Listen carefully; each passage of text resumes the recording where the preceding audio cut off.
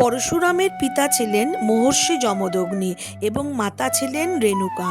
রেণুকা অত্যন্ত সতীসাধ্বী নারী ছিলেন।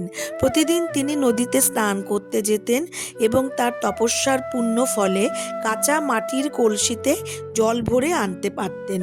একদিন নদীতে স্নান করতে গিয়ে রেণুকা দেখতে পান আকাশপথে গন্ধর্বরাজ চিত্ররথ তার রথে করে যাচ্ছেন। চিত্ররথের রূপ ও সৌন্দর্য দেখে রেণুকা মুহূর্তের জন্য বিমোহিত হয়ে পড়েন এবং তার মনে সামান্য কামনার উদ্রেক হয়। এই সামান্য বিচ্যুতিতেই তার তপস্যার তেজ নষ্ট হয়ে যায় এবং তিনি আর কাঁচা মাটির কলসিতে জল ভরতে পারছিলেন না। দেরি করে আশ্রমে ফেরায় মহর্ষি যমদগ্নি তার দিব্য দৃষ্টির মাধ্যমে সবকিছু জেনে নেন। স্ত্রীর মনের এই চঞ্চলতা দেখে তিনি অত্যন্ত ক্রুদ্ধ হন।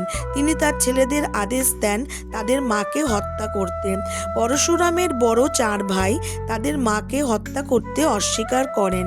এতে যমদগ্নি আরও রেগে গিয়ে সেই 4 ছেলেকে জড়বুদ্ধি হওয়ার অভিশাপ দেন। শেষে তিনি পরশুরামকে আদেশ দেন মাতাকে বধ করতে। পিতৃভক্ত পরশুরাম পিতার আজ্ঞা পালনের জন্য কুঠার নিয়ে নিজের মায়ের শিরোচ্ছেদ করেন। পরশুরামের এই আনুগত্যে মহর্ষি যমদগ্নি অত্যন্ত সন্তুষ্ট হন এবং তাকে বর প্রার্থনা করতে বলেন। তখন চতুর ও বুদ্ধিমান পরশুরাম 3টি বর চান।